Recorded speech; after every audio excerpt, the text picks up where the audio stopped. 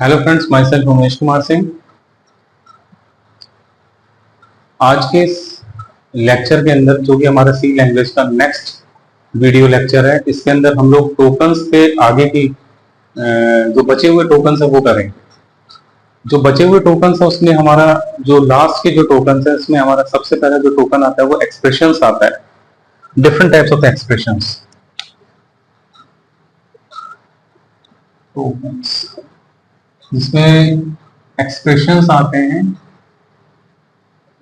Expressions, now expressions is any line of a code in a program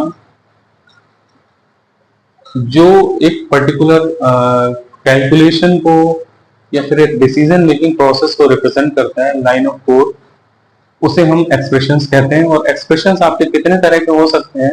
इसमें expressions में सबसे पहला जो आता है आपका वो अरिथमेटिक एक्सप्रेशन है। अरिथमेटिक एक्सप्रेशन, ठीक है। अरिथमेटिक एक्सप्रेशन में जितने भी जो कैलकुलेशंस हैं, न्यूमेरिक कैलकुलेशंस हैं, जिसमें आपका एडिशन हो सकता है, सब्ट्रैक्शन हो सकता है, रिमाइंडर, मॉड्यूलस ऑपरेटर हो सकता है, या फिर कोई भी ऑपरेटर आप यूज करते हुए जो भी एक्सप्रेशन क्रिएट करते हैं उसे आप अरिथमेटिक एक्सप्रेशन के नाम देते हैं। नेक्स्ट आपका आता है assignment expression. Assignment expression, assignment expression के अंदर आप किसी भी वैल्यू को जब आप किसी एक पर्टिकुलर वेरिएबल के अंदर असाइन करते हैं by using the assignment operator, equal to operator, तो ऑपरेटर्स हम लोग आगे अभी करेंगे, तो उसे हम आपका असाइनमेंट ऑपरेटर, असाइनमेंट एक्सप्रेशन करेंगे। रिलेशनल एक्सप्रेशन क्या होता है? रिलेशनल एक्सप्रेशन जब हम कंपेयर करते हैं दो वैल्यूज को। रिलेशनल एक्सप्रेशन जब हम दो वैल्यूज को कंपैरिजन करते हैं, दो वैल्यूज का, तब हम रिलेशनल एक्सप्रेशन को रिप्रेजेंट करते हैं कि यहां हम दो वैल्यूज को कंपेयर कर रहे हैं। लॉजिकल एक्सप्रेशंस कौन से होते हैं हमारे? Logical expressions, logical expressions, logical expressions जहां पे हम कुछ लॉजिकल ऑपरेटर्स का यूज करते हुए किसी एक्सप्रेशन को इंप्लीमेंट करते हैं। जैसे हमारे लॉजिकल ऑपरेटर्स होते हैं कुछ, जैसे एंडिंग है, ऑरिंग है, इनको रिप्रेजेंट करते हैं। इनके साथ जब हम कोई भी लाइन ऑफ कोड लिखते हैं तो उसे हम लॉजिकल एक्सप्रेशन कहते हैं। नेक्स्ट हमारा आता है function call. Function call, fifth हमारा है फंक्शन कॉल। फंक्शन कॉल, यदि हम किसी भी प्रोग्राम, हमने एक सब मॉड्यूल, एक फंक्शन को डिफाइन किया है और मेन फंक्शन के अंदर हम जब उस प्रोग्राम को, उस पर्टिकुलर फंक्शन को एक्सेस करने की कोशिश करते हैं तो हम उसे क्या कहेंगे? फंक्शन कॉल एक्सप्रेशन कहेंगे। फंक्शन कॉल एक्सप्रेशन, ठीक है, फंक्शन कॉल एक्सप्रेशन। नेक्स्ट हमारा जो है अगला टॉपिक जो आता है वो टोकन्स का स्टेटमेंट्स होता है। Statements, different types of statements in a C program. इस स्टेटमेंट के अंदर सबसे पहला जो स्टेटमेंट हमारा आता है उसे हम कहते हैं कंपाउंड स्टेटमेंट। कंपाउंड स्टेटमेंट, ठीक है। अब ये जो कंपाउंड स्टेटमेंट है हमारा, इसमें डिफरेंट टाइप्स ऑफ स्टेटमेंट आते हैं। जैसे कोई कैलकुलेशन है, एक लंबी चौड़ी कैलकुलेशंस है, इसमें आप एडिशन भी कर रहे हो, सब्ट्रैक्शन भी कर रहे हो, मल्टीप्लिकेशन भी कर रहे हो। कोई एक इक्वेशन है, जैसे क्वाड्रेटिक इक्वेशन, क्वाड्रेटिक इक्वेशन को आप सॉल्व कर रहे हो, तो ये एक तरह का एक कंपाउंड स्टेटमेंट हो गया, कंपाउंड स्टेटमेंट हो गया। नेक्स्ट आपका आता है सिलेक्शन स्टेटमेंट। सिलेक्शन स्टेटमेंट, आपके प्रोग्राम के अंदर सिलेक्शन स्टेटमेंट वो स्टेटमेंट्स होते हैं जहां पे आप डिसीजन मेकिंग प्रोसेस करते हो, जहां पे आप एक इफ, एल्स और स्विच केस का यूज करते हुए, इन कीवर्ड्स का यूज करते हुए यदि आप प्रोग्राम के अंदर कोडिंग करते हैं तो वो आपका सिलेक्शन स्टेटमेंट के अंतर्गत आता है।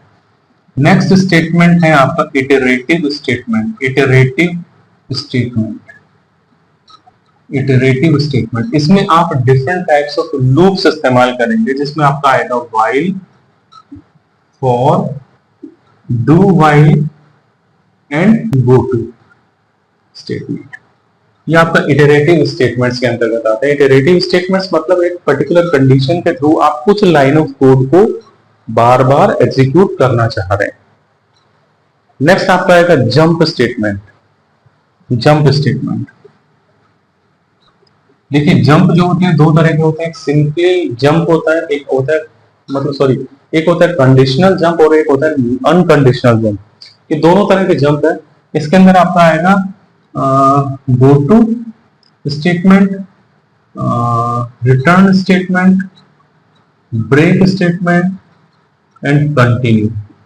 इन कीवर्ड्स के साथ यदि हम प्रोग्रामिंग करते हैं तो इसमें दोनों तरह के इंक्लूड हैं, कंडीशनल जंप और अनकंडीशनल जंप, दोनों तरह के इंक्लूड हैं इसके अंदर। ठीक है, उसके बाद जो लास्ट हमारा है वो लेबल है। लेबल स्टेटमेंट्स हैं, लेबल स्टेटमेंट्स हैं। इन लेबल स्टेटमेंट्स के अंदर हम केसेस, डिफरेंट केसेस के बारे में और डिफॉल्ट वैल्यू के बारे में बात करेंगे।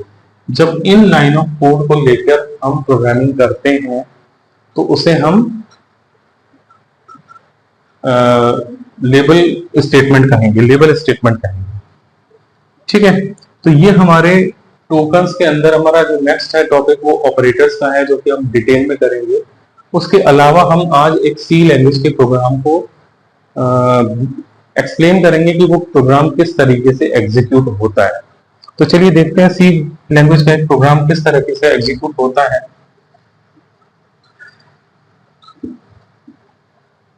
तो सपोज हम एक प्रोग्राम यहाँ पे राइट करते हैं जिसको लिखते हैं हैश इंक्लूड stdio.h। यहाँ पे हम void main कर देते हैं, void main, और यहाँ डिलिमीटर स्टार्ट करते हैं और printf करते हैं, printf बैकस्लैश n में hello itk-weeks, hello itk-weeks, और यहाँ पे प्रोग्राम खत्म कर देते। ठीक है, ये आपका प्रोग्राम है, एक छोटा सा प्रोग्राम है जिसके अंदर सबसे पहले ये वाला जो साइन है, इस साइन को हम क्या कहेंगे? इस साइन को कहेंगे हम हैश साइन, या फिर इसको हम पाउंड साइन भी बोलते हैं, पाउंड साइन भी बोलते हैं, या फिर इसे हम कहेंगे pre processor directive, pre processor directive. Include standard input output, standard input output header file, output header file, standard input output header file. Now this is the main function. ये जो डिलिमीटर है, जैसा कि हम लोगों ने अभी पिछले लेक्चर में किया, ये जो डिलिमीटर है ये फंक्शन को रिप्रेजेंट करते हैं, और ये जो मेन फंक्शन है ये इसका रिटर्न टाइप है। रिटर्न टाइप मतलब void मीन्स होता है नथिंग, void मीन्स होता है नथिंग, मतलब ये कोई भी डेटा टाइप रिटर्न नहीं कर रहा। void एक तरह का डेटा टाइप होता है जो कि रिप्रेजेंट करता है नथिंग। मेन फंक्शन कुछ भी वैल्यू रिटर्न नहीं कर रहा। ये जो आप देख रहे हैं, this one is called starting delimiter, starting delimiter, starting delimiter, और ये जो है this is called the ending delimiter, ending delimiter, ending delimiter. ठीक है, नेक्स्ट आपका जो ये आता है, ये जो सेमीकोलन आप देख रहे हैं, this is called the statement terminator, statement terminator. ये स्टेटमेंट को टर्मिनेट करने के लिए इस्तेमाल किया जाता है, this is called statement terminator. Backslash n, जैसा कि हमने पिछले लेक्चर में स्टडी किया, white space sequence, white space sequence, white space sequences ऐसे कॉम्बिनेशन ऑफ टू कैरेक्टर्स होते हैं जो कि एक पर्टिकुलर एक्शन को रिप्रेजेंट करते हैं। जैसे मैंने बताया इससे पहले, वाइड स्पेस सीक्वेंस बैकस्लैश है आपकी आउटपुट स्क्रीन में पहली रो को छोड़ के दूसरी रो के अंदर डेटा को राइट करेगा।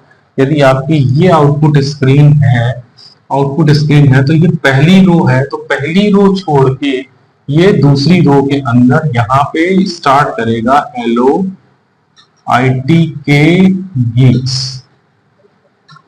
ये आपका रैंक होगा। हेलो आईटी के गीक्स, ये आपका जो फंक्शन है, this is called the print formatted function. Print formatted function defined in the standard input output dot H. इस हेडर फाइल के अंदर इस फंक्शन को डिफाइन किया गया है।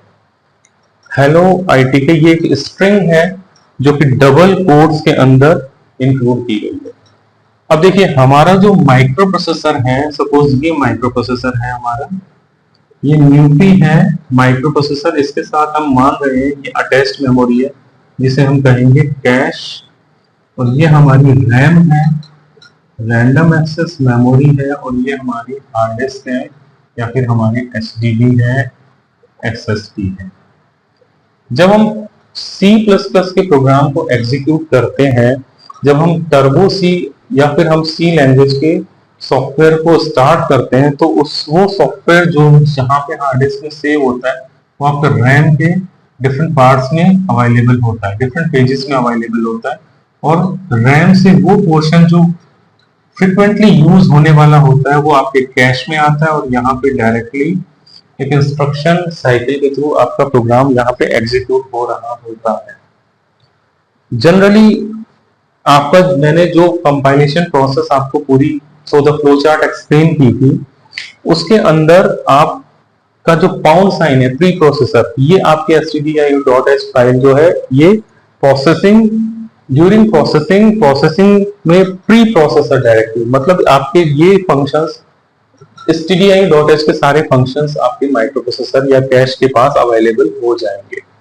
void main function, void is the return type of a main function. तो आपको ऑपरेटिंग सिस्टम को कुछ भी रिटर्न नहीं करना, क्योंकि मेन फंक्शन जो है स्टार्टिंग और एंडिंग डिलीमीटर के लाइन ऑफ कोड को कन्वर्ट करके कंपाइलर की हेल्प से वो कंपाइलर उसे कन्वर्ट कर देता है और ऑपरेटिंग सिस्टम से आपके प्रोग्राम को एग्जीक्यूट कराता है।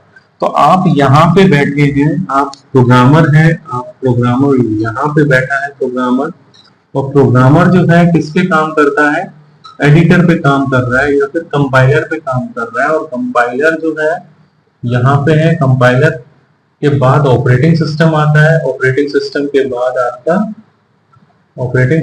बाद आपकी मशीन आती है, ये आपकी मशीन है। इतनी लेयर्स पे आप काम कर रहे हैं। अगर हम देखें तो ये ऑपरेटिंग सिस्टम है, ये आपका कंपाइलर है, और ये आपका एडिटर है, और यहां से आप लाइन ऑफ कोड लिखते हैं, ये कंपाइलर को पास होता है, कंपाइलर ऑपरेटिंग सिस्टम की मदद से मशीन से काम करवा के आपको रिजल्ट हैंड ओवर करता है। तो यहाँ पे मेन फंक्शन का स्टार्टिंग और एंडिंग डिलीमीटर, यदि आप यहाँ पे इंट लिखते हैं तो आपको यहाँ से रिटर्न 0 लिखना पड़ेगा, कोई वैल्यू आपको रिटर्न करानी पड़ेगी। मेन फंक्शन जो होता है आपके स्टार्टिंग और एंडिंग डिलीमीटर के प्रोग्राम को आपके ओएस के पास करता है, कंपाइलर की हेल्प से ओएस को पास करते हैं, और ओएस को बदले में एक वैल्यू को रिटर्न करता है, 0 को रिटर्न करेगा, जिससे आपका प्रोग्राम सक्सेसफुली एग्जीक्यूट होगा। इन केस अगर आप वैल्यू रिटर्न नहीं कराते तो पहले कंपाइलर्स में एक वार्निंग मैसेज आता था कि the function main should have a return value, लेकिन आजकल compiler without returning value execute नहीं होते हैं। पहले के पुराने कंपाइलर जो होते थे उसमें ये चीज इस तरह से एग्जीक्यूट होता था। तो ये आपके प्रोग्राम का एनाटॉमिकल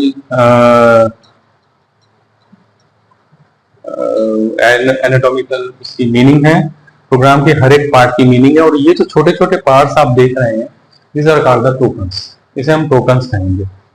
तो ये प्रोग्राम जो है इस तरह से एग्जीक्यूट होता है। ठीक है, आज के लिए इतना ही। आज का जो हमारा लेक्चर है वो यहीं पे खत्म होता है। हम नेक्स्ट लेक्चर के अंदर इस पर डिटेल में बात करेंगे। एक्चुअल में ये जो हम लोग डिटेल डिस्क्रिप्शन देख रहे हैं ये हमारे एग्जाम पॉइंट ऑफ व्यू से बहुत जरूरी है, क्योंकि हम बीसीए के अंदर जो लोग सीएसजेएम यूनिवर्सिटी, कानपुर यूनिवर्सिटी से बीसीए कर रहे हैं, जो लोग बीसीए कर रहे हैं, तो ये सारी डिटेल उन्हें एग्जाम में, क्योंकि थ्योरेटिकल पेपर आता है, तो ये सारी डिटेल हम लोग वो एग्जाम में लिखनी पड़ेगी। ओके, तो आज के लिए इतना ही। Thank you.